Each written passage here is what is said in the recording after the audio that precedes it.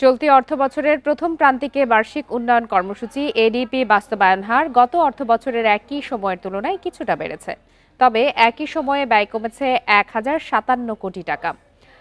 Bundle থাকলে প্রতি সেনমানিতে টাকা বাঁচবে।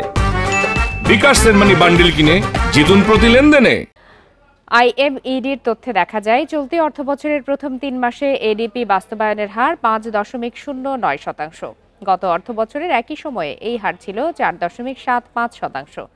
এডিপির অগ্রগতি হার কিছুটা বাড়লেও ব্যয় প্রবৃদ্ধি কমেছে। তথ্য অনুযায়ী চলতি অর্থবছরের প্রথম 3 মাসে সরকারের মন্ত্রণালয় ও বিভাগগুলো ব্যয় করছে 12,158 কোটি টাকা। আগের অর্থবছরের একই সময়ে ব্যয় হয়েছিল 13,215 কোটি টাকা। চলতি অর্থবছর এডিপির মাধ্যমে 2,38,695 কোটি টাকা ব্যয়ের লক্ষ্য ঠিক করেছে সরকার।